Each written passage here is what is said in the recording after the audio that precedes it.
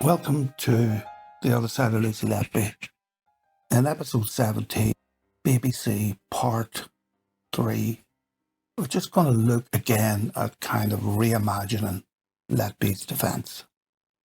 And it's interesting that in the United States, they have a thing called the Daubert's Challenge, which relates to expert witnesses. And I don't know if the UK has the equivalent of that because, as I keep saying here, I find the law tedious.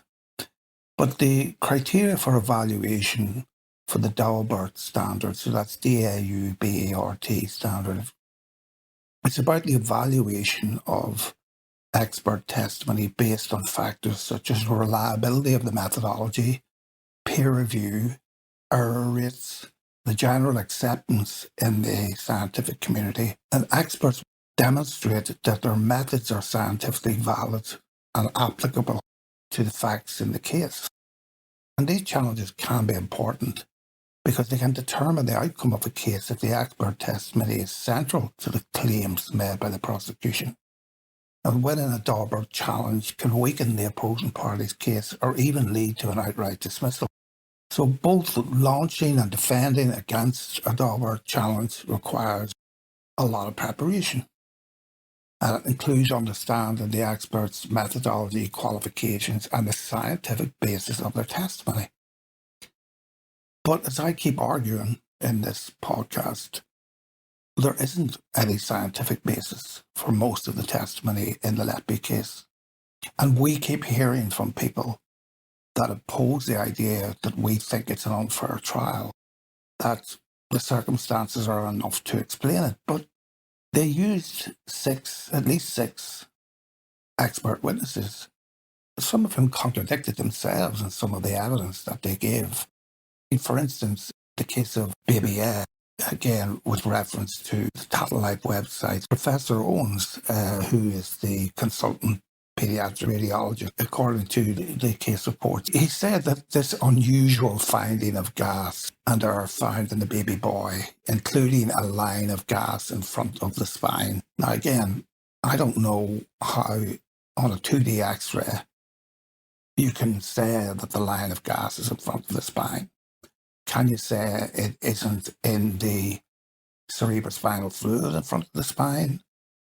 I don't know. But he said that such findings are not found in cases of natural causes of death in babies. And then he goes on to say, trapped errors such as this, Professor Arthurs explains, could be found in such cases as road traffic accidents or infection such as sepsis, overwhelming infection in the organs of the body, or very occasionally outside hospital in sudden unexpected death in infants. But sepsis is a natural cause of death, and sudden unexpected death in infants is a natural cause of death. So these findings could not be found in cases of natural causes of death, but then he quotes two natural causes of death in which they are found. Even occasionally, he says that they can be found in overwhelming sepsis. But sepsis doesn't have to be overwhelming. He also didn't say that they can be found after CPR and that they can be found due to air emboli getting into venous catheters. So that's left out of his evidence. How can the defence put up a counter-argument to all of that unless he has someone who's prepared to give a completely different view?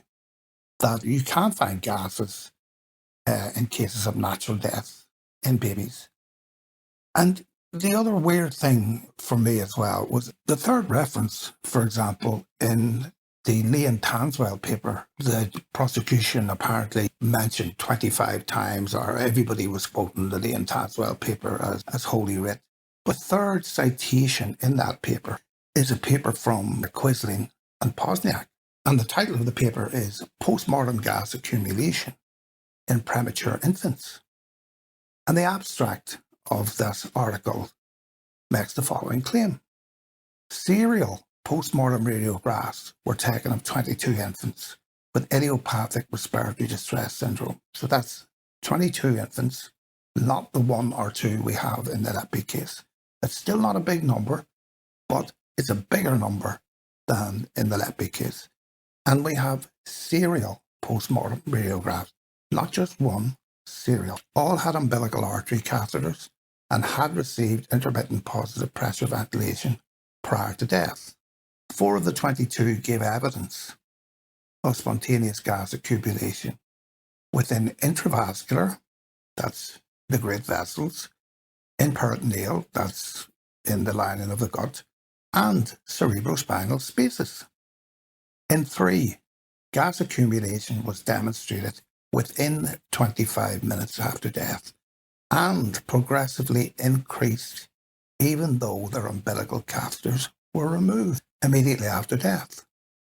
Since physiological gas accumulation can occur rapidly, the significance of post-mortem intravascular gas can be interpreted only if the interval between death and the radiograph exposure is known.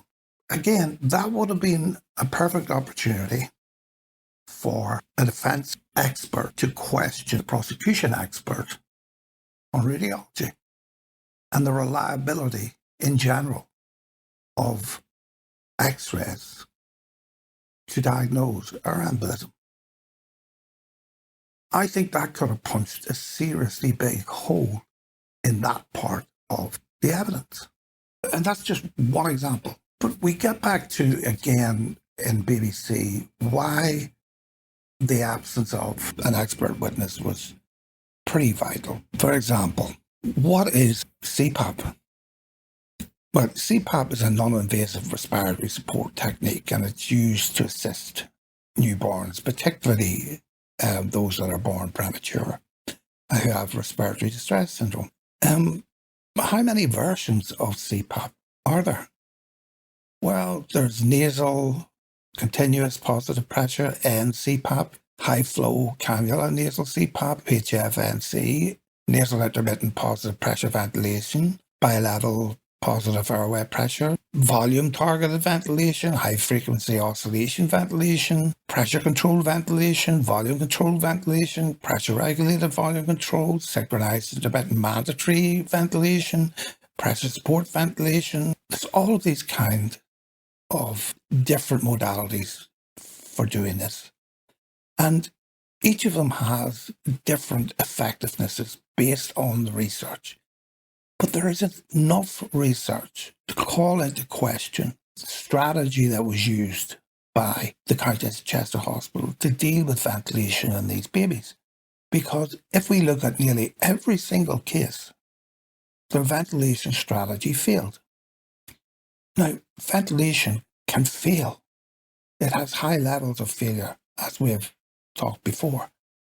But again, if we're trying to create reasonable doubt in a trial, could we not have got the jury to see that all of this magic medical intervention that was sold to the jury isn't so magical? It all has reasons why it works and reasons why it fails. It all has preferences one over the other. And so the decisions to use one or the other are expert decisions that are going to vary greatly from unit to unit, from place to place. And each person who goes there is going to claim that they have the evidence that proves their method is better than the other unit. And the other unit is going to say that they have the evidence that their method is better than the first unit. And that's how medicine works. But if you have a one west of information, in particular, if those people know that their information is not going to be challenged because they know that there's no witnesses for the defense, then they're pretty much free to speculate as much as they like. I'm not saying any of them did speculate. This is a theoretical consideration for not having your own defense witnesses. We remember in BBC that the little baby, 800 grams, struggled with CPAP, and they were using nasal CPAP. They went from intubation, which is invasive respiratory support, to CPAP, and they used nasal CPAP. But poor BBC couldn't cope with the nasal CPAP. They changed that to OptiFlow, even though it isn't necessarily a pressure device. It does deliver pressurized oxygen. So how does CPAP compare to supplemental oxygen, which is what OptiFlow is, in respiratory distress? Well, CPAP reduces treatment failure compared to supplemental oxygen, and CPAP reduces the need for mechanical ventilation compared to oxygen therapy. CPAP may reduce mortality compared to oxygen alone. CPAP is associated with a lower risk of bronchopulmonary dysplasia, which is the frequent outcome of damage to these poor babies' lungs, or even death, compared to oxygen therapy as well, because oxygen is highly toxic as well. And CPAP helps maintain alveolar expansion, improves oxygenation, reduces work of breathing, and conserves surfactant in preterm infants compared to oxygen alone. So those type of arguments could have been made. Don't forget the movement of BBC from CPAP to OptiFlow was sold to the jury as a sign of improvement, even though one of the nurses admitted in evidence that the gases deteriorated, the blood gases deteriorated when the baby was moved to the OptiFlow. So the baby went from intubation to CPAP to OptiFlow in the space of a few days. And this was called weaning. It's trying to get a baby off ventilatory support. But in an 800-gram baby, 30 weeks gestation, you're really not going to be able to wean a baby who needed intubation within hours of birth of respiratory support altogether within a few days. And the fact that the parents were able to hold the baby, so-called kangaroo care, again, sold to the jury as a sign that the baby was stable. Even though the father's own testimony was that he was so afraid to hold the baby and that it couldn't be held for very long. So it's not a criticism of wanting the parents to hold the baby. It's just that there wasn't sufficient examination of the facts. Why were all of the blood gases that BBC had after it moved to OptiFlow not put into evidence? Again, I would imagine that an expert witness would want those put into evidence, but perhaps a lawyer wouldn't see the significance of it. And even if the blood gases improve, is that necessarily a sign of stability? The end stability message that went out to the jury was never really defined. And we know that Michael Hall, expert witness who wasn't called, has claimed since the Letby babies were not as stable as the experts presented them. So we have an expert witness outside the court after the case is litigated, after the Court of Appeal has made their ruling. He's now saying things that he would have said in the court. So we're reimagining this defence before we get to Derry Evans. I would just like people to think about that. Intubation and mechanical ventilation is the most common intervention. In 40 to 65% of cases in one study. And then we have no information about surfactant administration. We know that surfactant is oily substance, let's call it that keeps the airways open. And we also know that oxygen over 30% within the first few hours of life and severe respiratory distress syndrome is associated with higher failure rates of CPAP. Because it seems to me that no matter what case you look at some point in that case, the ventilation support failed nearly in every case that you look at. And as I said, we're going to be working through them one by one. But so far, baby A, baby B struggle with ventilation. Baby C struggles with ventilation. And we'll see as we go through all of them that this struggling with ventilation, another golden thread running through all of this would it not have been possible for an expert witness to cast reasonable doubt on the management of these babies, or on just how sick they really were, and why practically all of the babies treated for sepsis? Is that typical? An expert would have been able to tell us how often were junior doctors and nurses usually left to make these types of decisions themselves. Even that type of evidence could have cast doubt on the story of the stable babies, but it never happened. So one of the great mysteries of this is the absence of the expert witness for the defense, the absence of any investigation or description of methods of ventilation and failure of ventilation, particularly in very, very premature neonates. Those are critical things. The insulin evidence wasn't really questioned at all. In fact, it was accepted by the defense. Why would the defense accept that babies were poisoned by insulin? Why? I have no idea, because no one found any insulin in the bags that were supposedly the source of the poison, and they used one single test to determine that the babies were poisoned. And yet that evidence was not questioned to any extent by experts who I know would have given completely different answers. And so, just by way of example of this, and to finish off the episode, we'll go into the evidence of BBC from the chief witness, Owens. And again, this is from Tattle Life. And it says, medical expert evidence, Dr. Owens. Dr. Owens, independent medical expert, has now returned to court to give evidence in relation to BBC. Nicholas Johnson, KC for the prosecution, asks Evans to confirm he has made a number for BBC between 2017 and September 2022. Why does he keep needing to make more and more reports? But anyway, that's what he's done. So over a period of 5 years, he has made many reports, much in the manner of shifting sand.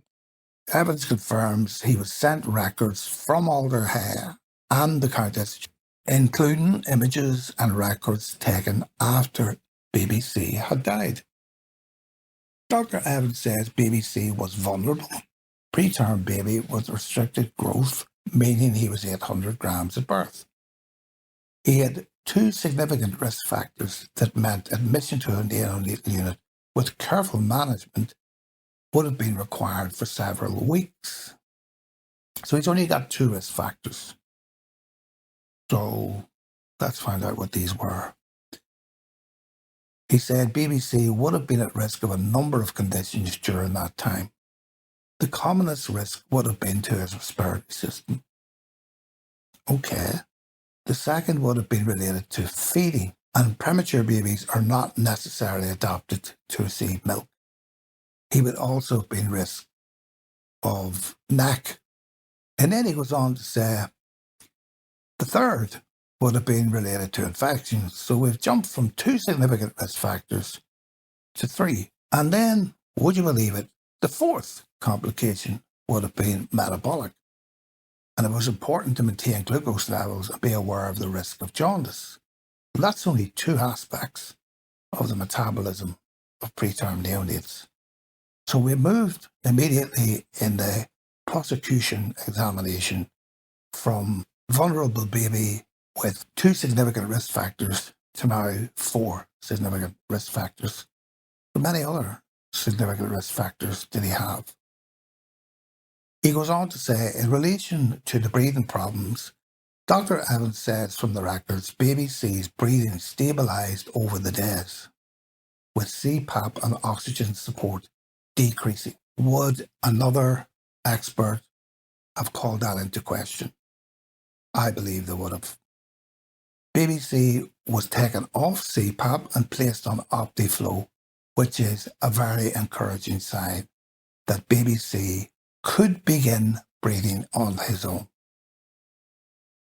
That's two methods of many methods of respiratory support. Does moving from one to the other necessarily mean it's a very encouraging sign? Again, I think an expert would beg to differ. The percentage of oxygen support had decreased from a common support of 40% to 25%. But we know that 40% is not a common. The latter of which was very low for breathing support, 25% oxygen. These were good markers of progress, Dr. Evans says. So we've got two markers for progress that are good.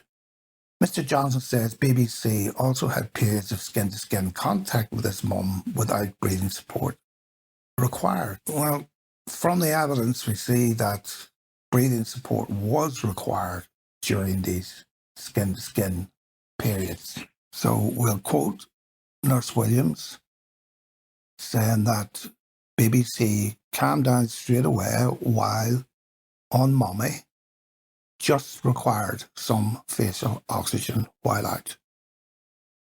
So that is a little bit at odds from what Dr. Evans is saying. So Dr. Evans admits that oxygen is a common support. Mr. Johnson says BBC also had periods of skin-to-skin contact with his mum without breathing support required. But oxygen is breathing support. And Dr. Evans then goes on to say, you wouldn't dream of doing that if BBC was unstable on breathing support. But BBC was on breathing according to Nurse Williams. Again, what an expert witness for the defence have called this into question, and continues to discuss the realistic risks that BBC could have faced. Another word for realistic would be unpredictable. One was feeding. Dr. Evans says all premature babies require nasogastric. If babies cannot tolerate that, they're given TPN, or total parenteral nutrition, via the veins. BBC was fed via the latter method, which was the right thing to do. No one disputes that. Dr. Evans said aspirates would be taken from the stomach prior to feeding. And here we're going again down the road of the aspirates. It's almost like we're leading away from problems with the baby's lungs. He says dark bile aspirates could be a symptom of neck or an obstruction, but it would need to be taken into context with other signs such as the baby's abdomen condition and the general condition of the baby, and signs of a problem would be whether the heart rate would increase, the breathing rate would increase, or whether the oxygen would need to be increased. So these things are all we need to worry about, is what Dr. Evans is saying. But is that really how you would evaluate dark bile aspirates? Again, I think an expert would disagree. Dr. Evans said medical staff were aware to monitor BBC's abdomen and make regular notes back to the abdomen. He said there is one entry made in the nursing notes of black fluid, not necessarily bile, but discoloured blood. This was to be monitored and to keep an eye on, and it would not be in itself a concern. How do we know that all of the blood that the baby was losing was actually appearing upwards and not moving downwards? Because we also know that BBC's bowels didn't open. Unless the pathology report tells us about the findings of blood or blood products in the bowel, we can't be sure that the mils of blood coming up the nasogastric tube are the totality of the blood in the gastrointestinal tract. And for a one-off vomiting reading, Dr. Evans says if there was something serious going on, it would happen more often than once.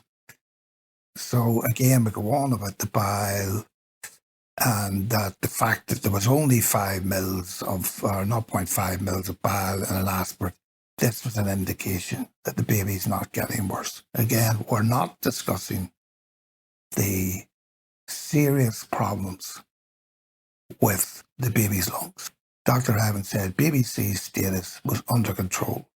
And he gets to say that without any other medical expert giving his opinion. And then he goes on to say a blood test for CRP had increased from 1 to 22 or 23, not particularly high. The clinical was aware of this, and BBC was placed on antibiotics. So again, we're dismissing all of these kind of anomalies. How important is it for CRP to go from 1 to 22? We know, for instance, that preterm babies have a lower baseline for CRP attributed to their immaturity particularly of the immune system. And that CRP is influenced by conditions other than infection, because CRP is a marker for inflammation. So it could indicate a worsening of the respiratory function. So just to dismiss it in that way is something, again, an expert for the defence could have taken issue with. And then he goes on to say that BBC's platelet count had fallen. So we can add a fifth problem now, a thing called thrombocytopenia, which he says on their own don't tell you very much, but we're not dealing with them on their own. But in combination with an X-ray was a non-specific marker pointing to infection. But we know that the baby has infection. It has pneumonia on an X-ray.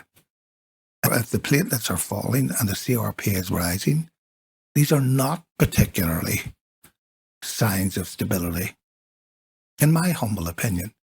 And then he goes on to say that the blood gas readings were within acceptable values. So what he doesn't say is that the blood gas readings were normal. Dr. Owens tells the court that in terms of metabolic readings, baby C was a stable little baby. I still think that a neonatal expert other than Dr. Owens would have begged to differ. And then he continues that he says BBC had a lung infection of pneumonia, which is very common in premature babies, and he was placed on antibiotics in advance of any test results. And Mr. Johnson says, did breathing issues have a direct cause for BBC's death? And Dr. Owens says, no. The pathologist begged to differ with that too, because the pathologist said that BBC had widespread myocardial ischemic heart damage due to lung disease. So how was Dr. Owens able to dismiss the pathologist's findings without being challenged by a pathologist or another neonatal expert? And then we get back to the feeding issues. Mr. Johnson, did the feeding issues cause his collapse? Dr. Owens, no, that cannot explain his collapse either. Mr. Johnson, did the infection or pneumonia cause it? Dr. Owens, no, the infection was under control and being tested. The infection was not under control, as the postmortem showed. It was very much still present. And the inflammation, which we talked about in the last episode, the universal accompaniment to infection, which is very destructive to the body, would have been ongoing for weeks. Dr. Owens explains if the pneumonia treatment was not working, a number of markers would be shown. There would be an increase in heart rate, which did not occur, he says, an increase in respiratory rate, but that stayed the same. Oxygen saturation levels stayed absolutely where they should be, whereas in worsening pneumonia conditions, those levels would fall. And would they fall, in a nice, sweet, predictable way? No, they could suddenly collapse, literally, at a heartbeat. So, how reliable is the heart rate in a preterm baby? In mild to moderate cases of respiratory distress, the heart rate can indeed increase as the body tries to compensate for decreased oxygenation. But in severe cases, the heart rate may actually decrease. And then you have to look at the stage of the illness. Initially, worsening lung disease may cause tachycardia. That's the rise in the heart rate. But as the condition progresses, bradycardia, or slower heart rate, can occur, especially in cases of severe hypoxia. And we look at the gestational age. Very preterm infants have less predictable heart rate response compared to premature infants. And we talked about this decoupling effect of the parasympathetic nervous system before.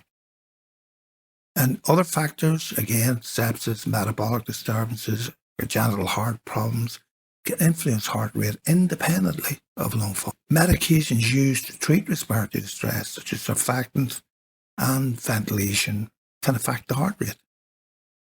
But the big thing is the autonomic nervous system immaturity.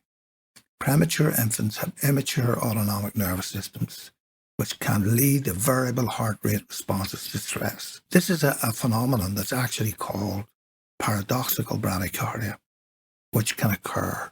So severe hypoxia leads to a decrease in heart rate rather than an increase. So the heart rate in a preterm baby is not as all-encompassing and all-predictive as Dr. Evans said. I think that's an argument that an expert in neonatology may have advanced. And then he goes on to say, initially, he did not have a conclusion to child C's death. He adds one complication is if the abdomen is filled with air. Dr. Evans, if you get significant injection of air into the stomach, it can cause splintering, it says here, or splinting of the diaphragm. It's Dr. Evans' own personal favourite. As a result, a baby could collapse pretty quickly as they would suffocate. So after initially, I presume in the 2017 reports, or all of the reports leading up to the 2022 reports, Dr. Evans didn't reach a conclusion for the death of baby C, but the pathologist did. And I can't emphasize that enough. And the pathologist has a heck of a lot more knowledge and experience of assigning cause of death than Dr. Evans does. Then he goes on to talk about injecting air into the stomach and causing splintering of the diaphragm. But what he doesn't say as well is that CPAP can splint the diaphragm.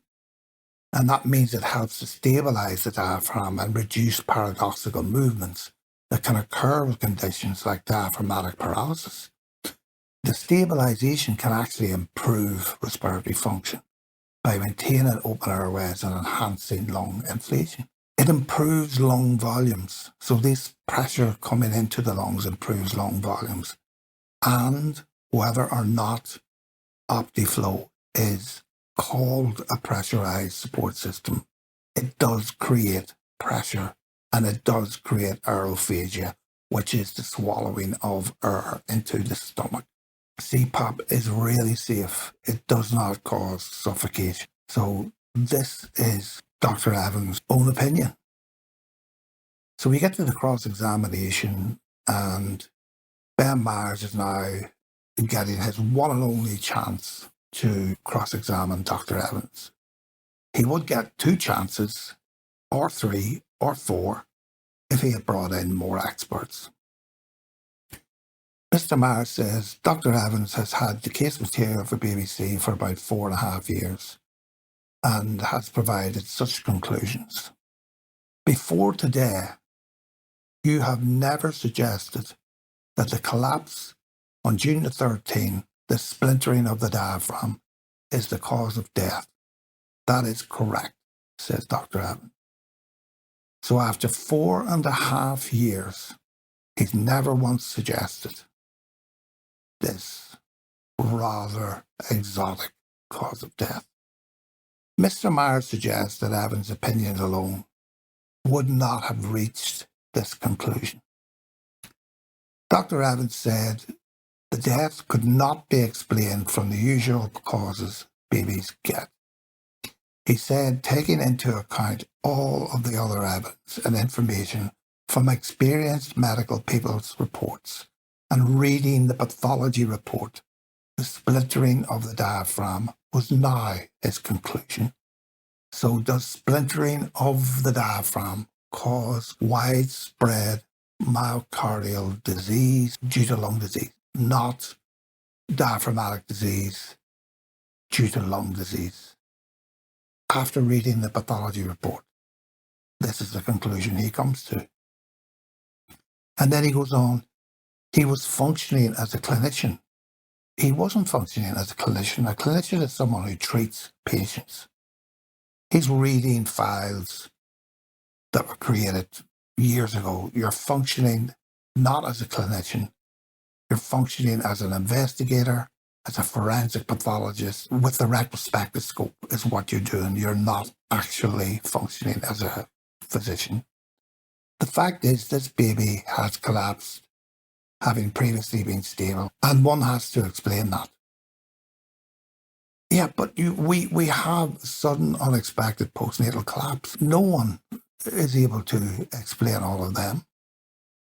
They happen regularly, frequently.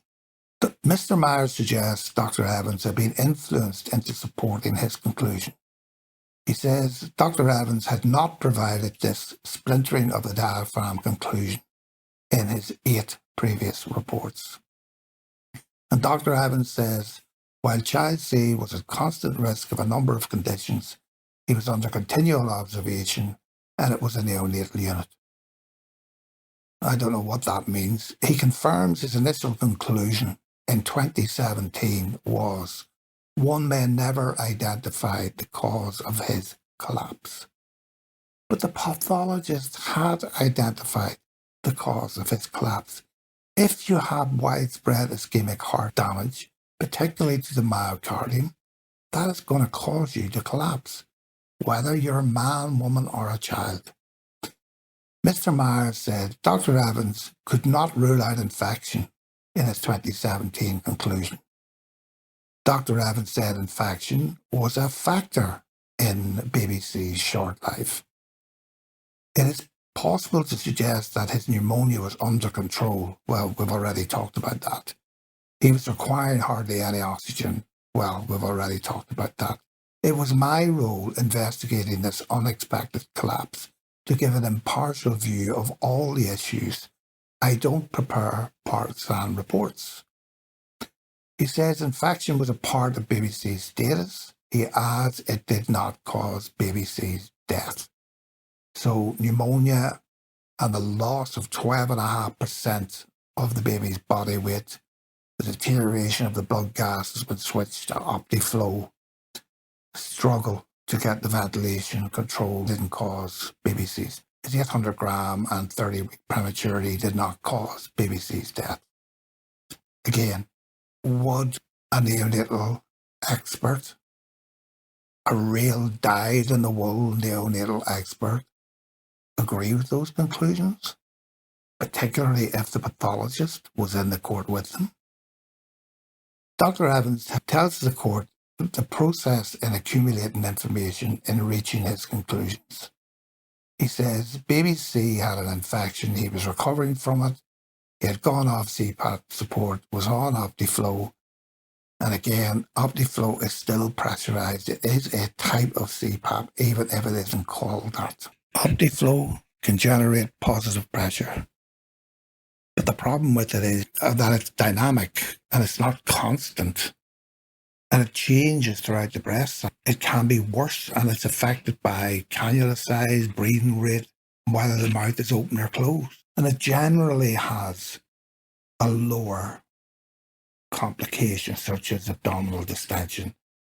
But it isn't without the possibility of all of those things. So the reasonable doubt aspect of what we're hearing in the court is not being explored because there's no one there to give a counter opinion. So Myers goes on that up until the evidence today, he had not provided in his reports an allegation of harm. Mr. Myers, you are coming up with things to support an allegation of harm. Dr. Evans, I'm coming up with clinical evidence. I leave you to determine that. Dr. Evans says he has read varying reports, but he had not read a single medical report that said, "I'm wrong, BBC died of something else." Well, the one report that he did read was the pathology report, which disagreed entirely with this theory of pumping air to babies' stomachs. And Dr. Evans goes on to say, it will always be a challenging case for any clinician, as it is difficult to separate the pathological problems from an event where BBC was placed in harm's way by some kind of deliberate act. So he's saying that it's difficult to separate pathological problems from an event. But respiratory distress syndrome and any other lung disease in a preterm neonate can cause hypoxia, that's a lowering of blood oxygen, and acidosis of the blood, and that can strain the cardiovascular system. And in really severe cases, it can cause cardiopulmonary arrest and death. It's an ongoing event with a high mortality rate. I mean, we're talking basics here. If the lungs are not able to supply enough oxygen, it's going to affect every organ in the body. And so the point that you cannot say exactly what caused the collapse is true, but the underlying conditions, the lung disease and the myocardial damage, was the cause of death. The collapse as such is not relevant to the cause of death. We can't explain it, but we can explain why the baby died. And the baby did not die because someone injected air into his stomach, something which Dr. Evans agreed up until the day of the trial. So Mr. Myers goes on about the infection being under control, but we don't have any evidence that the infection was under control. And again, we found such evidence at the postmortem. And Mr. Myers refers to another of Dr. Evans' report from 2018, referring to infection being probable as a significant cause of BBC's collapse. And I think 99.99% of doctors in the world would agree that that was a probable contribution. Dr. Evans says if he receives additional evidence, then he will change his mind.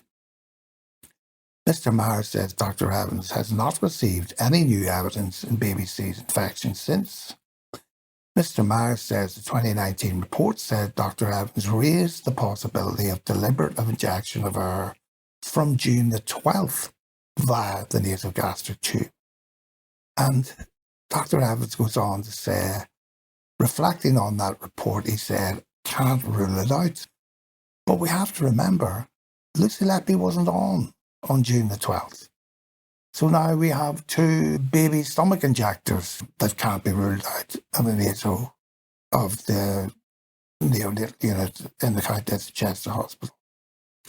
Mr. Myers refers to a massive gastric dilatation was most likely due to an injection of air on June the 12th. This is in Dr. Evans' report.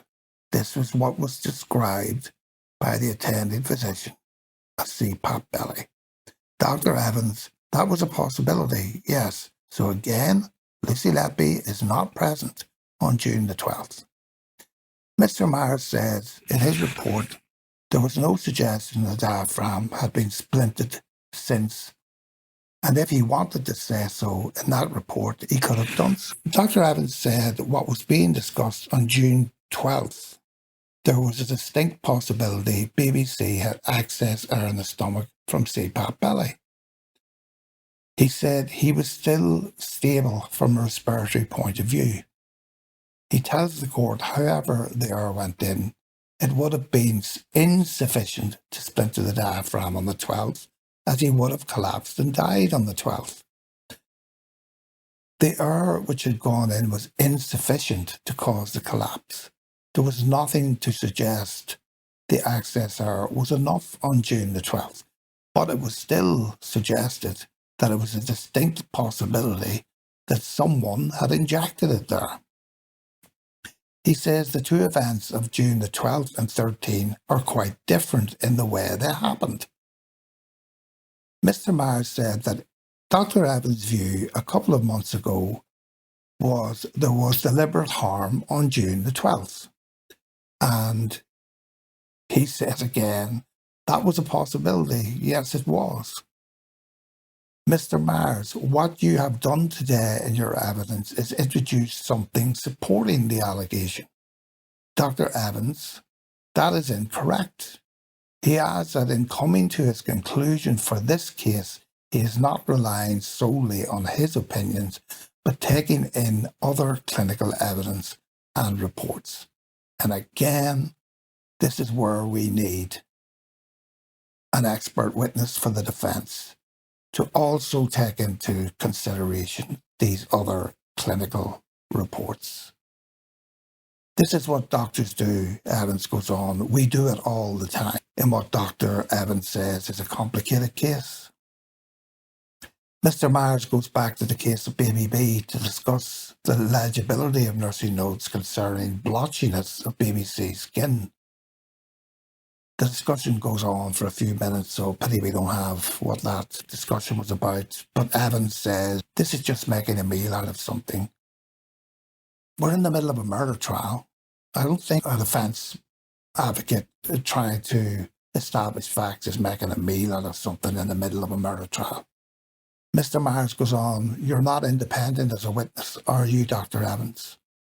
Dr. Evans, I am completely independent. I am not here for the prosecution. I am not here for the defense. I am here to assist the jury.